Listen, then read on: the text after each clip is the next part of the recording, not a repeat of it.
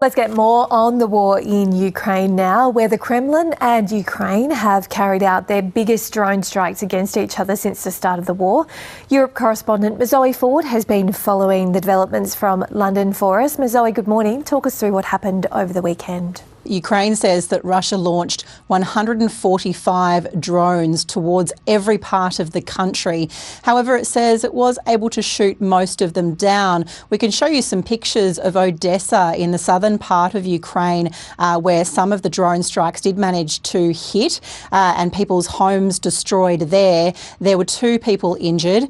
On the other side of the border, Russia says it intercepted 84 Ukrainian drones, some of which were heading towards the capital. 3 of the major airports had to, flights to 3 of the major airports had to be diverted and 5 people were injured there. It was the biggest attempted attack on Moscow by Ukraine since the war began in 2022. There's a lot of uncertainty about foreign policy and where we go to from here, given after the US election a few days ago, Donald Trump's strategy we know will be different with Ukraine and NATO. What's the latest from Ukraine and the EU about this? What have they had to say?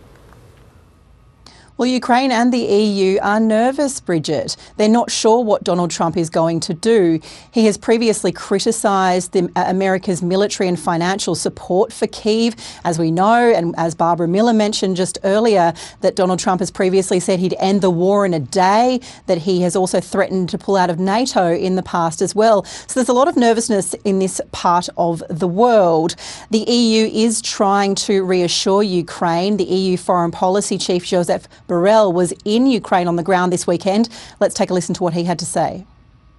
The purpose of this visit is to stress the European Union support to Ukraine. This support remains unwavering. This support is absolutely needed for you to continue defending yourself against Russia's aggression. Zoe, we've also got some new figures about the losses Russia is suffering as a result of this war.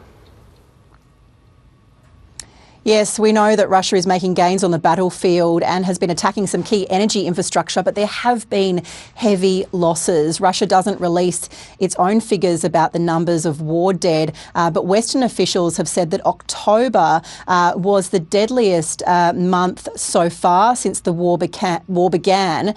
Sir Tony Radakin, who's the chief of the armed forces here in the UK, has been speaking on BBC Breakfast, and this is what he had to say. Paying an extraordinary price for Putin's illegal invasion. So October was the worst casualty figures for Russia so far. On average, over 1,500 people either killed or wounded every single day. Every day? Every single day. And that is for tiny increments of land. He's urged all Western countries to continue their support for Ukraine for as long as it takes. The big question, of course, is going to be, what will the Trump administration do?